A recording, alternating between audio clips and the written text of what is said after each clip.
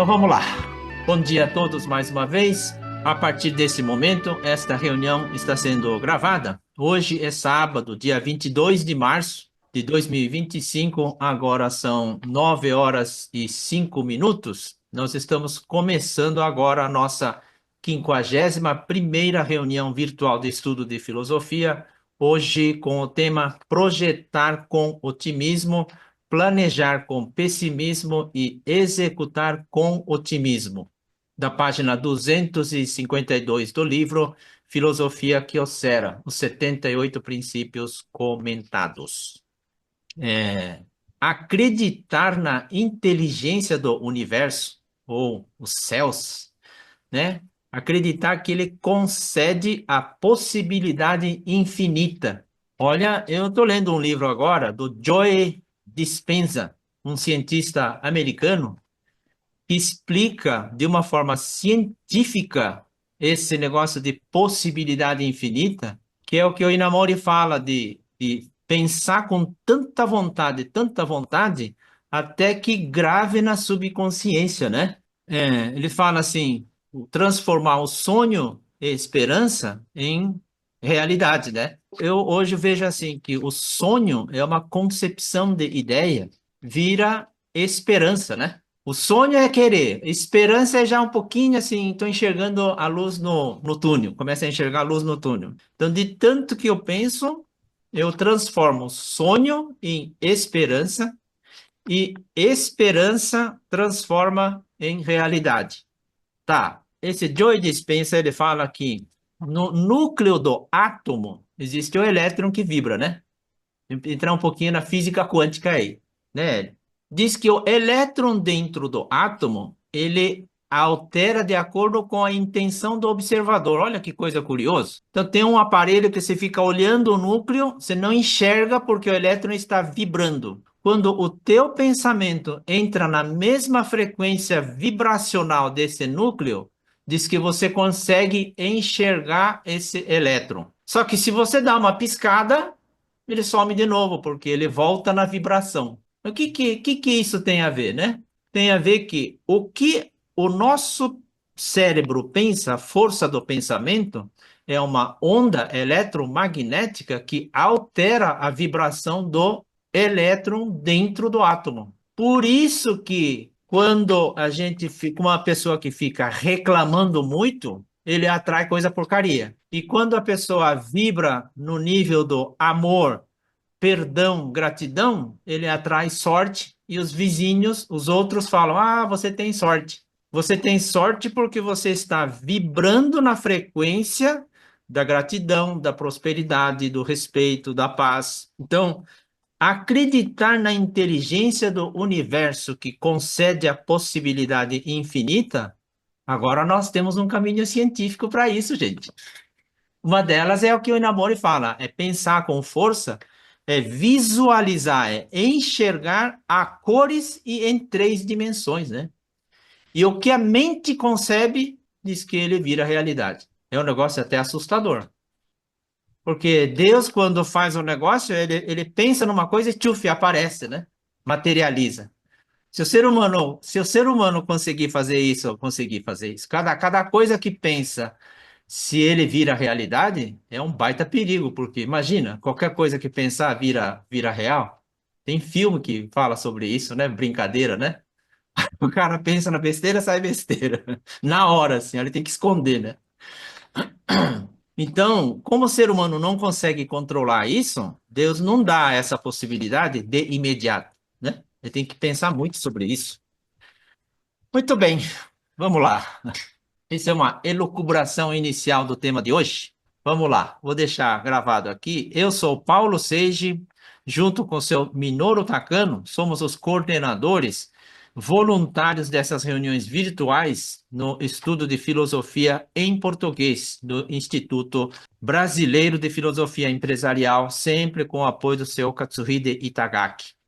O Instituto Brasileiro de Filosofia Empresarial, IMBRAF, é uma associação que reúne alunos, empresários, profissionais liberais, cidadãos interessados em estudar e aplicar os princípios da filosofia Inamori nas suas empresas. seu propósito é promover e disseminar esses fundamentos no ambiente de trabalho das empresas brasileiras, porque acreditamos que, ao ajudar um empresário, estaremos também ajudando seus funcionários e familiares.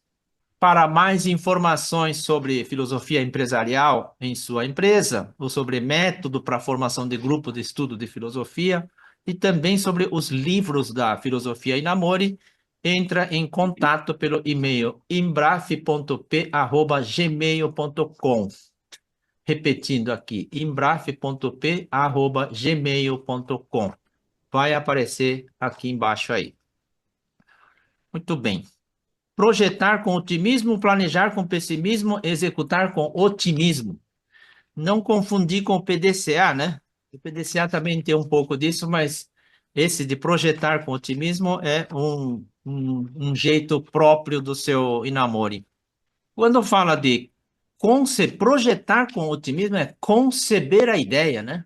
Na parte do sonho. Eu acho que nessa parte da concepção, ele dedica aí uns 70% da concretização, para o planejamento e a execução ser, na verdade, a menor parte, né? Ele fala que quando entra na fase de execução é com otimismo, mas quando entra na fase de execução, porque ele já passou pela concepção e pelo planejamento, então é só executando. Me faz lembrar daquele tenista americano já aposentado, André Agassi. O pessoal lembra, né? O Agassi, André Agassi, filho de iraniano. Ele dizia assim: eu ganho a partida embaixo do chuveiro, tomando banho. Era esquisito o que ele falava, né? E que a partida era só execução daquilo que a mente concebia. Então ele ganhava a partida embaixo do chuveiro e depois ia para a partida só para executar só o que ele tinha concebido. Tem muito a ver com esse ensinamento de hoje, né? Que é acreditar na inteligência do universo que concede essa possibilidade infinita. Ok, vamos lá. Vamos passar para o vídeo então, né? Deixa eu ver, vou compartilhar o vídeo aqui.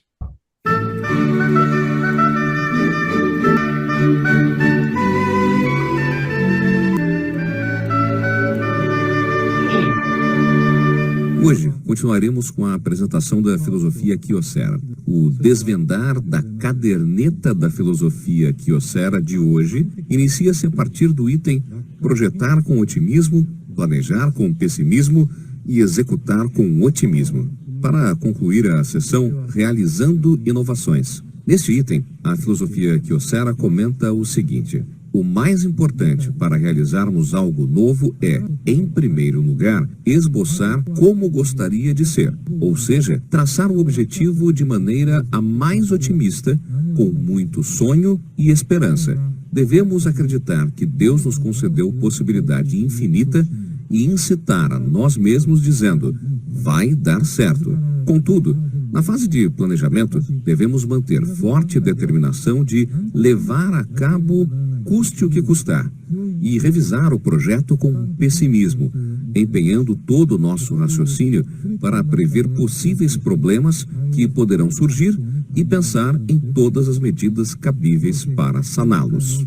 Desta maneira, entrar na fase de execução com a certeza de que conseguiremos realizar e desenvolvê-la com dignidade, otimismo, com muita alegria. Pensar sempre em algo criativo tornou-se hábito para mim, conforme consta também na caderneta de filosofia Inamori.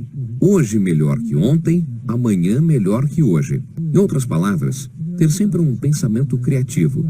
Acredito que, graças a esse hábito, pude criar novas tecnologias, uma após a outra, e fazer da Kyocera um gigante da atualidade. Essa minha natureza fez com que, no início da minha empresa, viajasse em pensamentos como: agora gostaria de fazer este tipo de trabalho. Quero desenvolver esse novo produto assim. Estou interessado em ingressar num mercado como esse. E assim por diante. Quando surgiam ideias inovadoras, ou com um certo grau de dificuldade, reunia os gestores, expunha a minha ideia e ouvia suas opiniões a respeito. Os gestores com os quais costumava conversar sobre minhas ideias eram pessoas capacitadas, formados em boas escolas, apesar de, na época, ser difícil contratar pessoas graduadas em universidades de renome, munidos de inteligência relativamente elevada. Contudo, quando eu explanava com paixão o que queria fazer, na maioria das vezes, eles me ouviam com frieza, com ar de quem dissesse dizer: "Lá vem com a conversa de quem não sabe o seu lugar. Como é que quer realizar se não tem capital nem tecnologia para isso?" Mas eu continuava a falar sobre o assunto com toda a minha paixão, até que eles concordassem. Assim, achava que eles tinham compreendido porque me ouviram calados, mas, de repente, um deles manifestava dizendo: "Estava ouvindo calado a sua exposição, mas acredito que o presidente já deve saber que se trata de algo absurdo, pois é proibido pela lei. Assim, não temos como realizar." A minha exposição se concentrava somente no que eu queria dizer, sem nenhum respaldo legal, pois não pesquisava nada sobre legislação relativa ao assunto. Por isso, quando alguém se posicionava dessa maneira, não tinha mais palavras. Assim, não foram poucas as ideias que ficaram emperradas no meio do caminho. Inicialmente, achava bom ter funcionários inteligentes a meu lado, para serem meu cérebro. Porém, certo dia achei que algo não estava certo. A partir de então, quando queria iniciar um novo empreendimento, resolvi não chamar mais os subordinados sábios. No lugar destes, passei a reunir aqueles que descaradamente concordavam com a minha opinião, com cara de quem entendia tudo, embora nada houvessem compreendido. Comportavam-se como bajuladores, que concordavam com tudo o que eu dissesse e que me estimulavam a colocar em prática as minhas ideias, achando-as interessantes. A razão disso era que, para quem expõe ideias, seria muito mais confortável conversar com quem concordava, embora de maneira leviana. Parece absurdo o que lhes estou falando agora, porém, para pensar em algo novo e colocá-lo em prática, é muito importante pensar com otimismo. Esta é a razão de eu lhes dizer para pensar de forma extremamente otimista na hora de conceber um projeto. Talvez eu tenha comentado na reunião passada que, certa vez, fiz uma palestra diante de 200 pesquisadores de uma grande empresa, quando ainda eu era um jovem e arrogante. Nessa palestra, falei o seguinte: somente com pessoas inteligentes e sábias não se realizam coisas inovadoras, porque certamente pensarão primeiro no quanto são difíceis de realizar e acabarão por não iniciar tais projetos. Em tudo, se não começarem, não poderão obter sucesso. Tanto o sucesso como o fracasso só acontecem quando é colocado em prática o seu projeto. Por esta razão, somente com pessoas inteligentes não se consegue iniciar algo novo. Lembro-me de que fui alvo de olhares de reprovação. Ainda assim, acrescentei o seguinte: se for possível, seria interessante elaborar o projeto reunindo pessoas do tipo atleta, que cursaram faculdades de terceira categoria, que passaram o período universitário praticando esportes em vez de se empenharem no estudo e que ficam eufóricas com pouca coisa. Estava contida nessa expressão de pessoas alegres, mesmo que desprovidas de intelecto, são mais fáceis de concordarem com as nossas ideias, o que serve de estímulo para quem explana sobre algo novo. Na realização de coisas novas, muitas dificuldades são previstas, e por isso mesmo, se ao menos não se pensar que tal ideia seja possível de ser concretizada, não se consegue dar o primeiro passo. Para tanto, é importante não pensar nas dificuldades e encará-las com positivismo. A Kyocera, antigamente, não dispunha de tecnologia nem de instalações maravilhosas. Mesmo assim, dizia para todos os clientes que podíamos fazer qualquer coisa. Falávamos: dispomos de tecnologias maravilhosas que nos permitem fabricar quaisquer isolantes elétricos para a produção de novo tipo de tubo de raios catódicos. Nisso eles não perguntavam: mas vocês são mesmo capazes de produzir o que uma grande empresa não consegue? Sem titubear, respondíamos: um produto desse porte é a nossa especialidade. Eram mentiras, uma após outras, pois como poderíamos fabricar se não dispunhamos de instalações necessárias? Tampouco de tecnologia. Mesmo assim, conseguíamos o pedido, jurando que éramos capazes de fabricar. E ao chegar à empresa, reunia-me com os mais entusiastas para falar sobre o assunto. Como especialista em cerâmica, sabia o quanto era difícil a exigência do cliente, o que no início gerava um pouco de hesitação dos funcionários, quais diziam que o pedido estaria naquele momento acima de nossa capacidade. Tal hesitação não permitiria sequer que começássemos a tentar. Portanto, era necessário pensar de maneira positiva, dizendo que para nós mesmos que era possível. Mesmo assim, seria extremamente arriscado deixar nas mãos daqueles funcionários que somente possuíssem características positivas, com inteligência não tão relevante. Destes, o que esperamos é gerar um ambiente positivo, dizendo com ânimo, vamos fazer. Isso seria o suficiente. Para conduzir essa ideia ao sucesso, precisamos agora passar o bastão para aqueles que observam as coisas com frieza na etapa de elaborar minuciosamente o plano. Certamente, quando dissermos a esses indivíduos que iremos fabricar tal produto,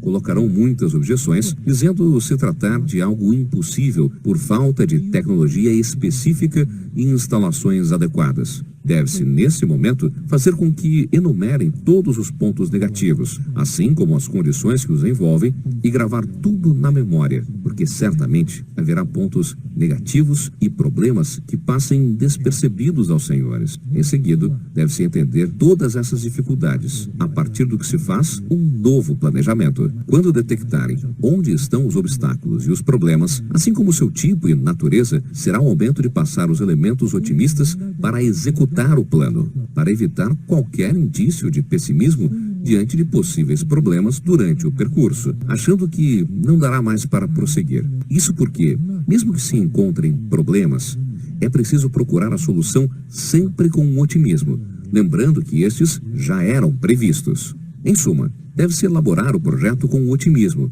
planejar com pessimismo e voltar a ser otimista na execução. Ou seja, tomar a decisão de fazer sem pensar muito a fundo e, em seguida, listar todos os pontos preocupantes, tais como a viabilidade, se o recurso financeiro irá suportar, se com os atuais recursos humanos será suficiente para dar andamento no projeto e etc.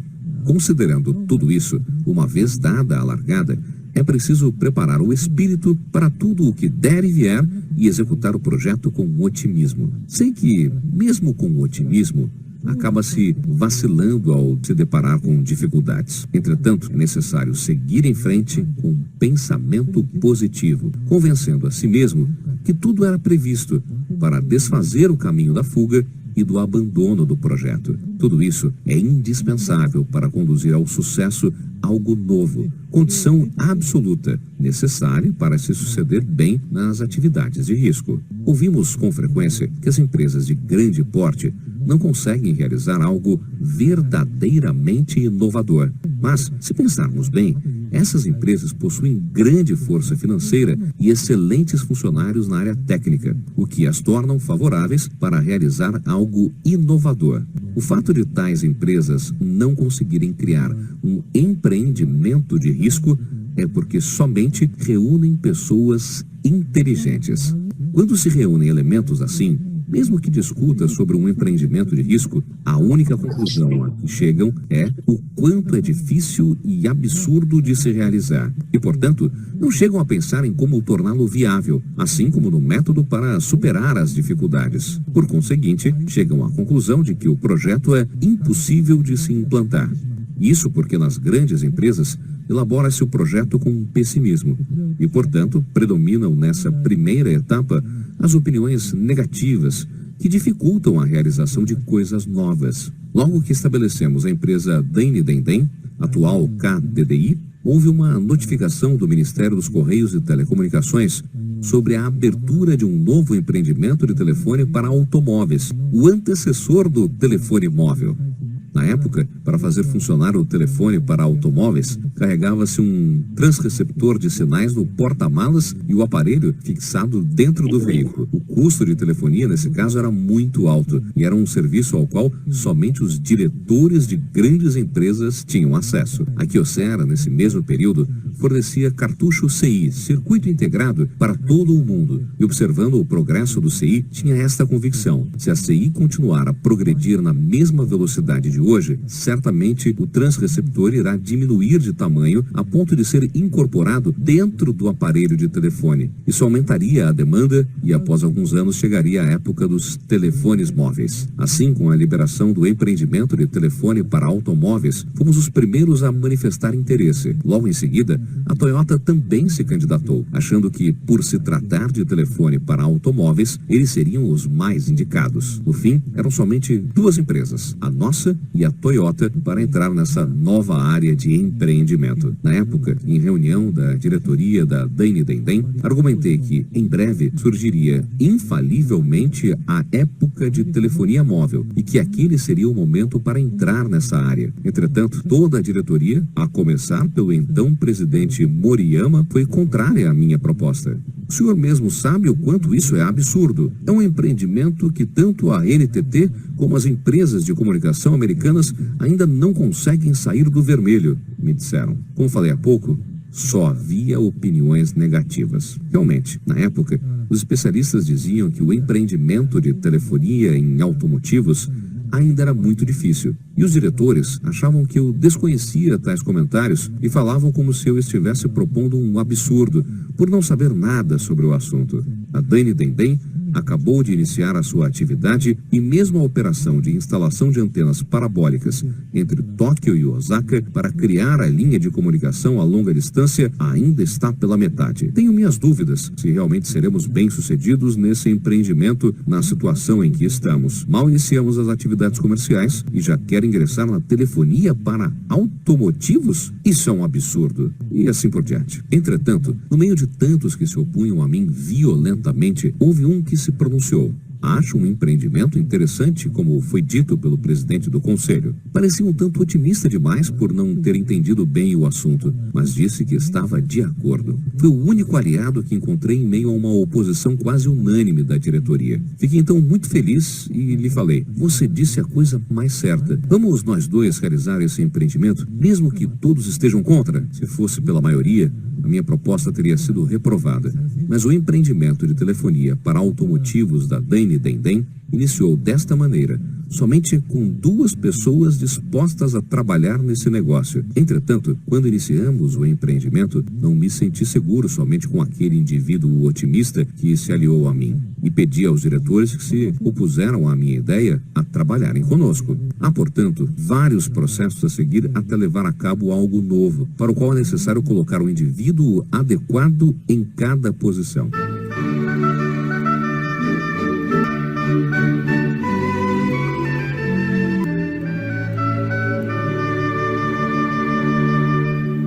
Voltando aqui, o vídeo tem 15 minutos, pouco longo, né? Esse vídeo é uma das raras aparições do seu Inamori em traje informal, né?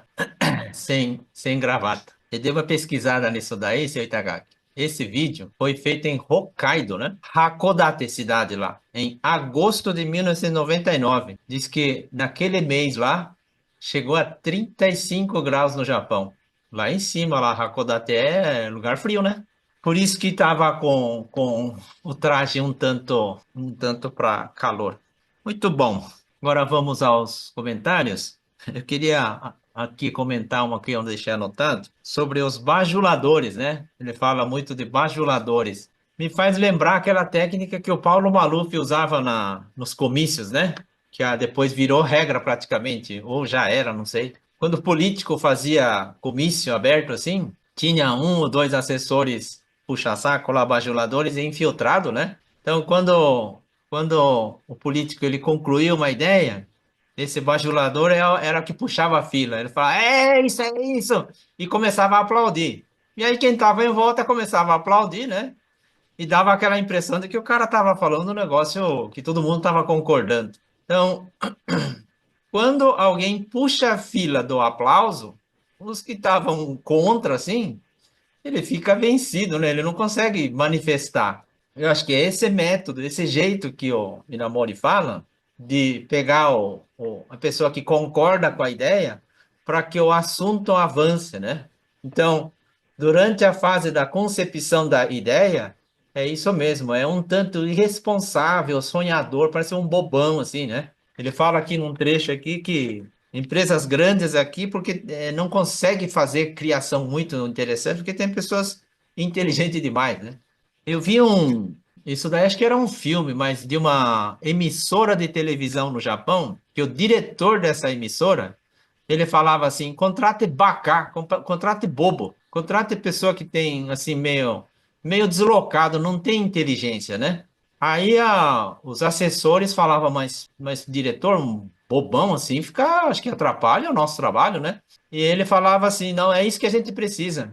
Porque o bobo, ele não sabe o limite e faz pergunta estúpida. Muitas vezes o pessoal tira o sarro e encosta, mas essas perguntas fora do padrão é que chacoalha a estrutura. Então ele falava, deixa esse cara fazer, né? E é interessante o roteiro, como essa pessoa que aparentemente tem credibilidade algum consegue mudar o comportamento, a cultura de uma organização cheia de intelectuais, cheia de ter tudo certinho. É a história da abelha e da mosca, né? Aquela história que acho que já contei aqui. Se pegar uma abelha e uma mosca e prender dentro de um vidro transparente, numa sala escura, e deixar a tampa do vidro aberto, né, garrafa deitada, com a boca virado contrário à luz. Então é uma sala escura que tem uma luz num lado. Experiência coloca uma mosca e uma abelha dentro dessa garrafa com a boca virada no sentido contrário. Na hora que tira a tampa e começa a experiência, a abelha imediatamente começa a andar em direção à luz, né? Vai para o lado do fundo da garrafa. E a mosca, ele voa de qualquer jeito, acha a saída e vai embora. E coitado da experiência, diz que se deixar lá, diz que a abelha, ele anda naquela convicção da luz até quase morrer, porque o cientista tira ele antes, né, coitado? Então, você não pode ficar só com a abelha, né? Você tem que ter mosca também. Não pode ficar só com mosca também, como ele fala, olha, eu concebi a ideia com o bajuladores, mas na hora que ele foi fazer plano, assim, já viu que o bajulador não consegue ver todos os pontos. Aí teve que chamar os planejadores profissionais para ver quais são os pontos que enroscam. Então, na gestão é bom a gente ter abelhas e moscas, pessoas inteligentes e pessoas bobas também, né? Muitas vezes pessoas consideradas bobas, ele dá mais lucro do que o inteligente que sempre fica falando, acho que isso não dá, acho que isso não dá, né? Bom, eu vou passar agora a palavra para o seu Takano, o Minoru Takano, iniciar a nossa discussão de hoje. Agora são 9h34. Seu Takano, por favor. Bom, obrigado, Paulo. Bom dia para todos, em especial ao Mauro de Andrade, que eu estou vendo aí, com grande prazer aí você retornando aí ao nosso grupo de estudo. E também queria cumprimentar a dona Fumiko, que por acaso nós encontramos no aeroporto alguma semana antes. Ela indo depois de trabalho em São Paulo, estava voltando para Brasília e eu tinha ido lá no aeroporto. Bom, isso é só para mencionar sempre a satisfação de encontrar colegas aí, né? Amigos, colegas. Bom, sobre o tema de hoje, como o Paulo Sam falou, é um pouco longo em relação a outros temas, 15 minutos, o Inamori explicou tudo aí, com fatos que ele vivenciou e tudo mais. Eu acho que dispensa acrescentar alguma coisa, mas especialmente nesse de planejar com pessimismo, me fez lembrar do navegador solitário aí, hoje até escritor, Almir Link, né? Todo mundo conhece essa história. Hoje, já com quase 70 anos, 69 anos, se não me engano, Ele foi o primeiro navegador solitário num barco a remo, fez a travessia do Atlântico Sul, com êxito, né? Mas justamente na época do planejamento, o sonho dele era fazer isso aí. Bom, o objetivo estava traçado.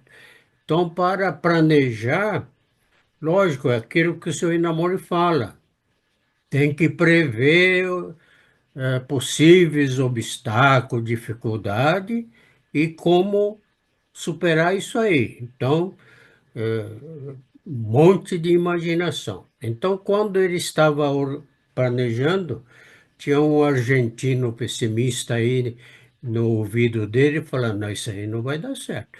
Isso aí não vai dar certo. Só ficava esse que o Paulo Sam falou do bajurador, né?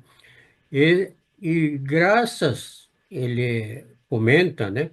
Graças a esse tipo de pessimismo aí, que o cara me chamava a atenção no cada detalhe que eu estava planejando, me fez refletir mais sobre como é que, se realmente não der certo, o que que eu vou fazer, né?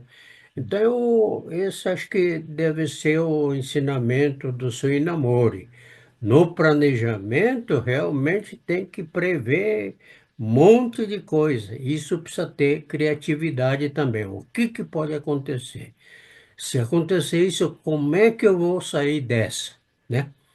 Então, acho que na prática, em empresas e qualquer ramo da empresa, precisa pensar. Eu tenho conhecimento de um caso que Noam pode servir para ele, um restaurante com certo sucesso, primeiro restaurante que ele abriu. Ele se entusiasmou com isso, ele planejou não, ele teve sonho de ampliar mais lojas, mais restaurantes.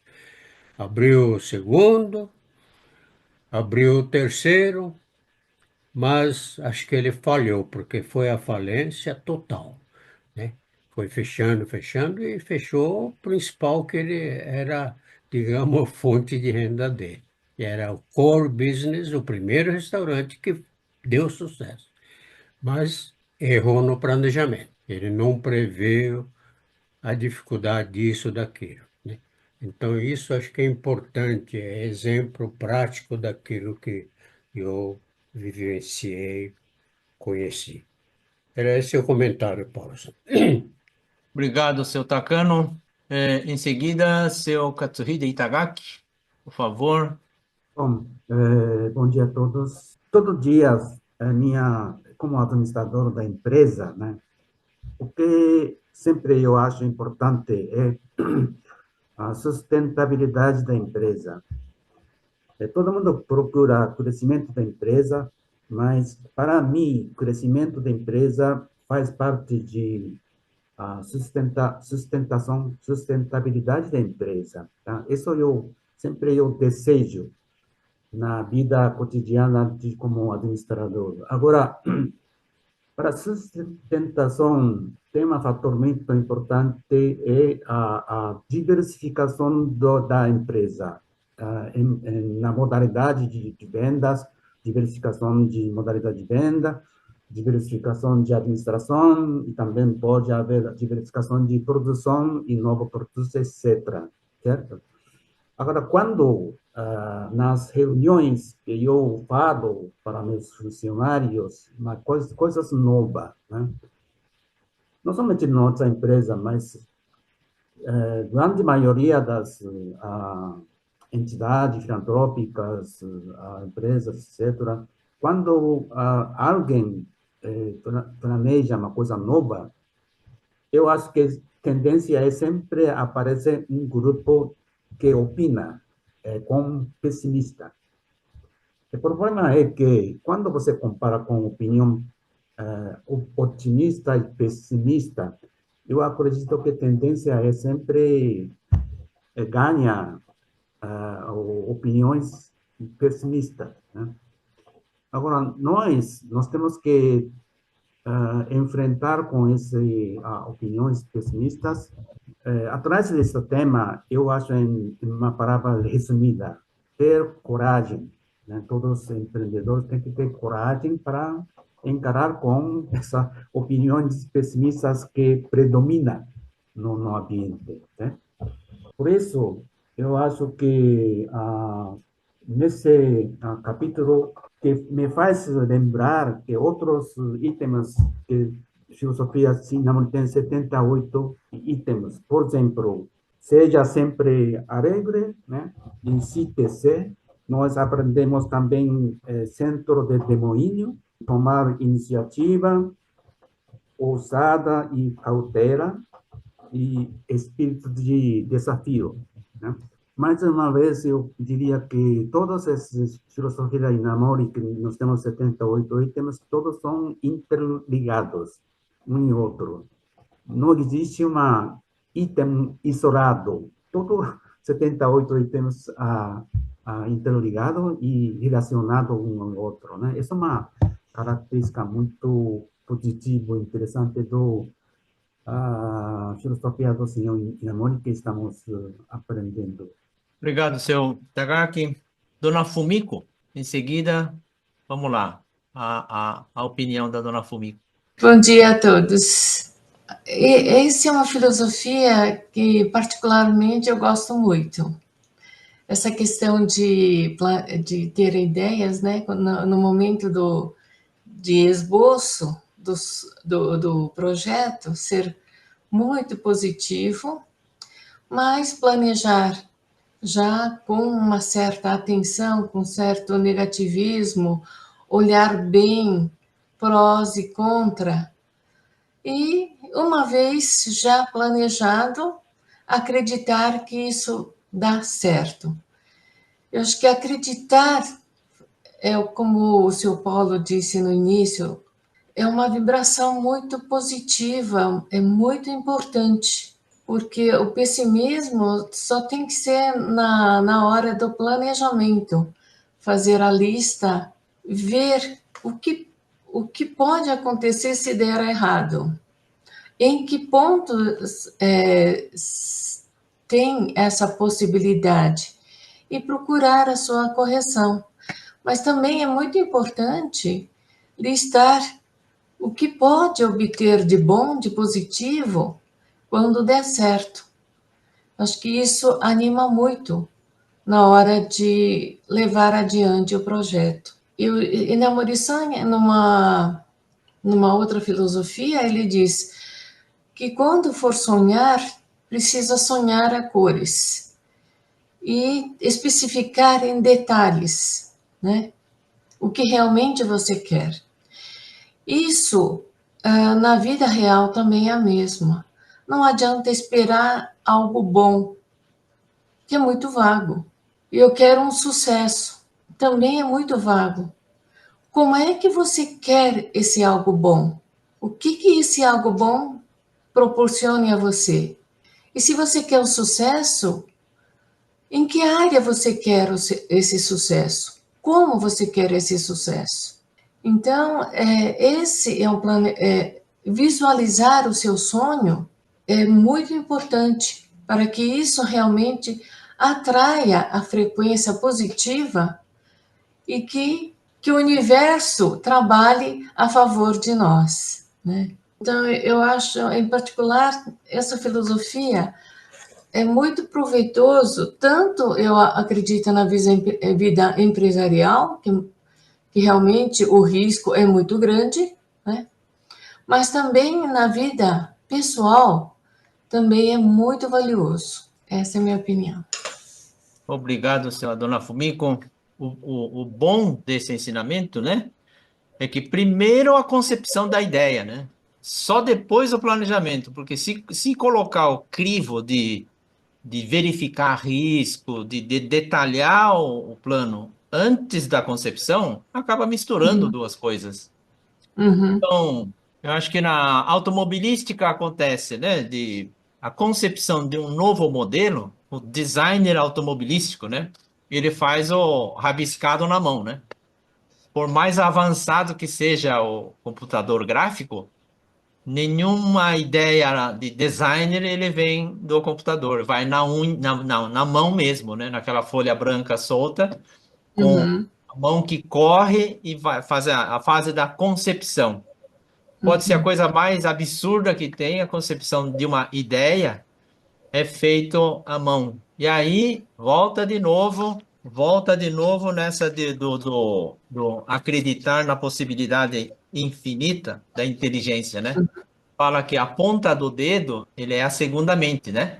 Então, na hora que pega o lápis para rabiscar ou desenhar e deixa fluir através da mão, eu acho que essa infinita possibilidade, ele desce através da mão, né? Olha só. E aí pega aquele desenho que ficou bonito e o pessoal falou, nossa, é isso? Aí joga para engenharia, fala, ó, engenheiro, agora você se vira para produzir isso, né? É que nem o arquiteto que faz desenho daqueles prédios tudo curvo, redondo assim. O engenheiro vai estar nós. O fácil de construir deve ser aquele caixotão, um prédio quadrado, tudo certinho, simétrico. Agora, quando vem com aqueles prédios tudo torto, diferente, assim, fica bonito, mas nossa, deve coçar a cabeça. Vai falar, como é que não vão fazer? Então, se perguntar para o engenheiro, falar, ó, dá para fazer prédio redondo? Ele vai falar, não, não dá não. Prédio é só quadrado, né? Então faz primeiro o arquiteto fala assim, ó, faz a concepção, designer gráfico lá, ele faz a ideia. Tá feito, tá aprovada a ideia. Nós queremos isso. Agora vocês se viram, né? Aí é que entra o pessimismo e fala, olha, vamos filtrar tudo que pode dar errado antes de ir para a execução, né? Então essas três etapas que ele coloca é muito inteligente. Dá para ser aplicado em qualquer coisa e desde coisas pequenas do dia a dia nosso até ideias grandes como ele está falando aí. Muito uhum. obrigado aí. Seu Hélio Junge, na sequência. Oi, bom dia para todo mundo.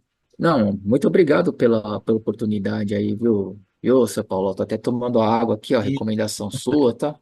é, Veja, ouvindo esse tema, né, ao passo que estava assistindo aqui o vídeo, estava fazendo minhas autorreflexões aqui, sabe? Eu, naturalmente, me considero uma pessoa bastante negativista, sabe? Bastante pessimista com tudo. E me colocando dentro desse tema de hoje, eu diria que tendo a, a ter um espírito mais negativista nos três processos, né? Nas três etapas, né? Porém, embora isso seja algo natural, né, do meu espírito, eu tenho me esforçado muito, principalmente nesses últimos 4, 5 anos, a, a abrir um pouco mais, né? Ser um pouco mais flexível, sabe? Se alguém me pergunta, né, por exemplo, você gosta de maçã? E eu respondo, não, não gosto de maçã. Só que aí vem a segunda pergunta, mas você já comeu maçã na vida? Não, nunca comi maçã na vida. Então, por que você diz que não gosta se você nunca comeu?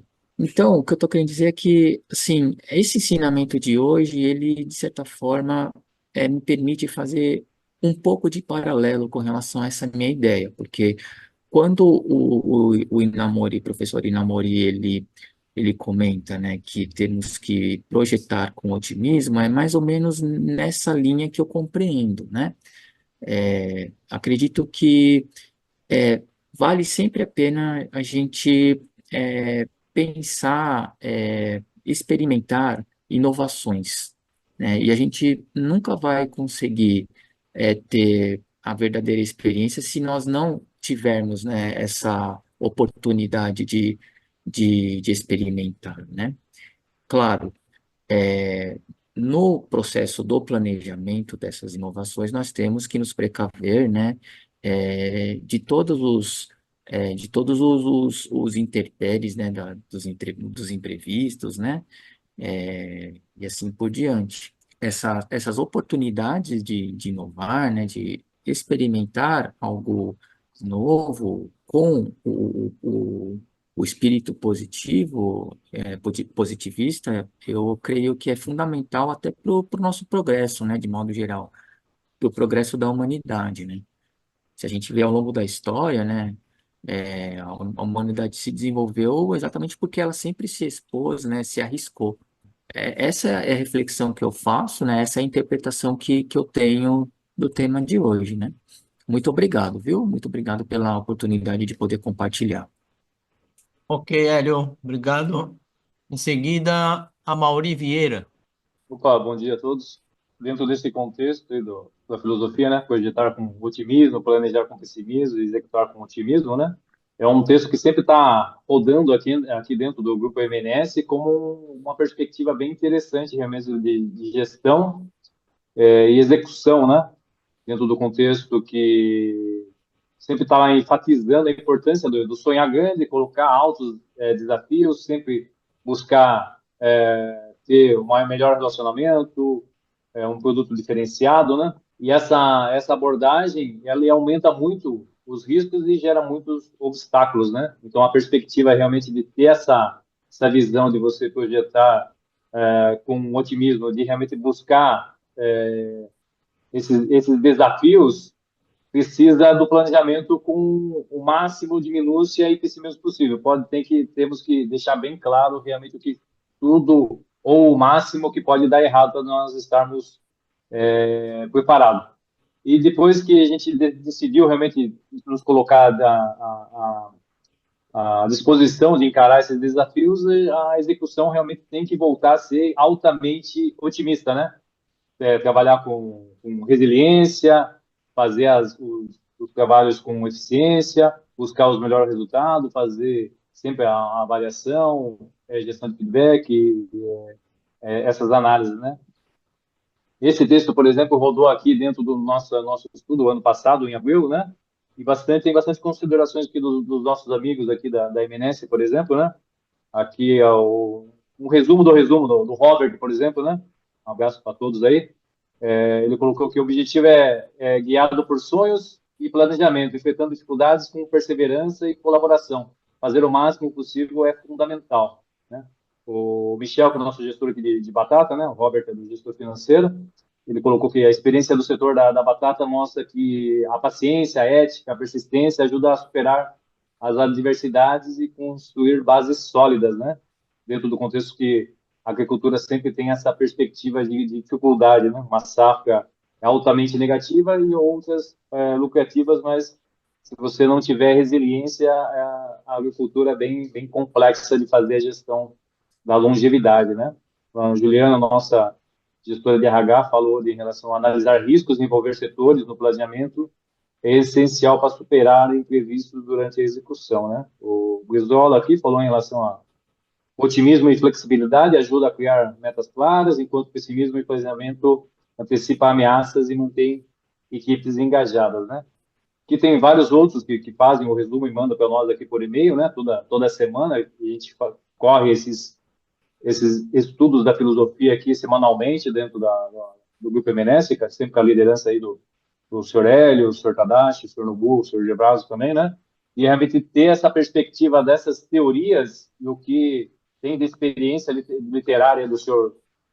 Inamori, né, disponível, a gente sempre está estudando dentro aqui do corporativo da empresa, tirando as melhores ideias e no dia a dia trazer ele para a execução, né? E reiterando, esse texto é bem citado sempre quando a gente tem esses desafios de novos projetos e nessa perspectiva que a gente vai começando a perder a resiliência num projeto que você no segundo mês, no terceiro mês, você acha que pode dar errado ou não, né?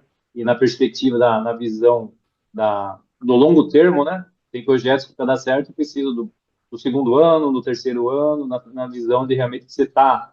Se você decidiu corretamente lá na visão pessimista antes de começar, a partir do momento que você iniciou ele, você tem que ter essa visão positiva que vai dar certo e você absorver essa gestão do tempo, né? Realmente visando o longo termo, né? O jogo do ganha-ganha e do longo prazo. né? Acho que a minha consideração, contribuição seria isso, seu Paulo. Oi, aqui é Mauri. Obrigado. Agora são 9h58. Mauro da Gesplan, algum Sim. comentário aí? Não, é legal discutir a filosofia, porque a filosofia e namoro eu nunca larguei, né? Para nós, para mim, principalmente é uma âncora, né? Então, assim, é muito interessante, porque, assim, na pandemia, até a pandemia, a nossa empresa lá, que é da assessoria contábil, ela tinha um quadro lá de funcionários, atendia lucro real, e a pandemia trouxe muitos problemas, né? E o que acontece? Com a filosofia, eu parei assim, sabe? O escritório tinha 200 metros quadrados, todo mundo indo para casa, aquela coisa toda, cliente fechando, cliente barulho. E eu sempre lembrei, eu sempre lembro de uma frase do namoro que fala que quando as coisas estão difíceis na vida, você tem que respirar e aquele momento é onde os trabalhos começam de verdade. Então, assim, o namoro nunca me largou. Eu falei, poxa, eu vou agora eu vou pensar em outra coisa. E aí, quando a pandemia foi voltando, eu negociei alguns clientes grandes, porque esses clientes, para você atender, você depende daqueles funcionários muito caros, e funcionários muito difíceis, porque estão sempre no mercado de trabalho, procurando coisa para cá, para lá, sempre estão. Eu falei, eu vou trabalhar com clientes pequenos, onde eu vou ter funcionários mais simples de conversar, mais simples de trocar ideia, é muito mais fácil de. Só que, assim, é um desafio, porque eu tinha cliente que pagava, às vezes, 15 mil, e agora eu estou pegando um monte de cliente que paga 300, 400, que são médicos, mas aí eu entrei na área esportiva também, peguei alguns jogadores de futebol, peguei gente também na área de informática, e estou melhorando a carteira e abri um outro negócio para estrangeiro, investimos agora num imóvel aqui, onde que a gente vai deixar o estrangeiro vir para cá, já abre a empresa, abre nesse imóvel, aí já abre uma conta, põe o dinheiro, até ele chegar no Brasil e depois ter o lugar dele. Quer dizer, é uma ideia. E todas essas ideias, ela sempre vai baseada no seu namoro e passa. Porque como a gente tem essas ideias, eu tive essa ideia de mudar na pandemia, eu tive essa ideia, eu também esse novo produto agora para estrangeiro, a gente já sabe que vai dar alguma coisa errada. A gente já sabe que vai ter problema. Então, o que acontece? Toda vez que vai ter problema, toda vez eu uso essa frase dele. Então, isso daí para nós, assim, ela já não afeta. Agora, é muito interessante que quando ele põe, a gente tem esses objetivos, ele põe como sonho e esperança. Olha que interessante. Ele fala, ó, você tem que ter um sonho e esperança. E aí, no dia a dia, você tem que trabalhar com muito custo, né? Você tem que trabalhar com bastante força naquilo que você está colocando. Isso daí, me lembra um livro que eu li, do Arthur Schopenhauer, porque assim, o ser humano, mesmo como empresário ou na vida pessoal, dependendo, se não tiver equilíbrio, ou ele vai para a depressão ou vai para a ansiedade. A depressão tem a ver com aquilo que deu errado, do passado. A ansiedade, ela é uma coisa que você projeta para o futuro que você quer que chegue. Então, tem empresários que fazem planejamento estratégico, aquela coisa toda, e fala, bom, daqui a um ano eu tenho que retornar meu capital. Ele vai trabalhar aquela imagem. O empresário que tem depressão é aquele que está dando tudo errado, o cara não consegue resolver os problemas, chega em casa e fala, poxa vida, tudo que eu faço dá errado, não sei o quê, entra numa depressão, a empresa vira uma bola de neve, com empréstimo, com isso. O que acontece? O Schopenhauer fala uma coisa.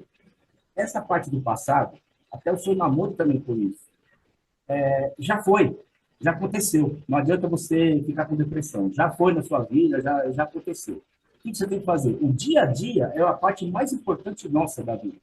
O dia a dia é que você tem que ir para cima das coisas e resolver. O futuro, aí o Schopenhauer ele põe uma coisa mais radical. Ele fala assim, o futuro não existe. Não é que não existe sonho, não existe esperança. O Schopenhauer fala, porque é um filósofo, né? Ele fala, o futuro não existe, porque você não sabe se você vai estar vivo amanhã, você não sabe se vai estar vivo daqui uma semana. Então, assim, eu estava numa fábrica fazendo um trabalho, há uns anos atrás, ali em São Roque, e eu saí com o diretor para almoçar, e o interior, assim, é muito descampado. Tinha um condomínio, o condomínio tinha uma casa grande, assim, sendo construída, ela destacava. Aí eu falei para ele, nossa, olha que casa que é legal ali. Esse cara lá de São Roque falou assim, eu conheço o cara, eu conheço o dono lá, era dono de um negócio aqui, ele estava construindo a casa, mas infelizmente ele morreu. Aqueles estudos, eu falei, poxa, olha aí, o cara, ele teve o sonho, teve a esperança, né? Estava construindo a casa, mas infelizmente não vai morar na casa. Quer dizer, porque o futuro não existe mesmo, assim, na concepção do filósofo e na verdade, da nossa vida. Então, se você ficar chorando ou ficar com ansiedade do que vai acontecer, se a sua empresa vai dar aquele retorno ou não vai, aí você vai ter ansiedade, não vai dar certo. E isso daqui, o seu namoro, ele põe assim, sua esperança, mas que você tem que trabalhar o dia a dia, você tem que trabalhar forte. E o que der errado é a hora ali que você tem que começar a trabalhar de verdade, quando dá errado as coisas. Então, todo esse estudo, graças a Deus, para mim, pelo menos, passei essa fase lá do bate que teve na empresa e estou tocando os novos negócios e aos poucos está dando certo. Porque eu não largo esses ensinamentos. Você tem que fazer... são coisas que você tem que, dia a dia, estar sempre pensando, lembrando e fazendo. Tá certo, Mauro. Beleza. É isso aí. Como é que é? O passado, o futuro e o presente, né? O mais importante é o presente. Essa reunião nossa aqui hoje, para nós, é uma das coisas mais importantes, porque é o presente que a gente vai aprendendo um monte de coisa. A gente não sabe se É amanhã a gente vai estar vivo, então vamos se dedicar. por isso que chama presente, né? Exatamente. Agora, só um comentário final, já são 10:05. Quando fica enroscado no passado, a gente não tem consciência, aquilo se arrasta, né? Então, de novo, falei na abertura lá, aquele cientista americano lá, o tal de Joe Dispenza, ele fala que as emoções de sobrevivência, ela fica retido na parte de baixo do nosso corpo, no baixo ventre, na região dos genitais. O que é emoção de sobrevivência? É medo, é raiva, é vergonha, abuso, essas coisas que muita gente tem. É raro você encontrar alguém que esteja 100% livre disso.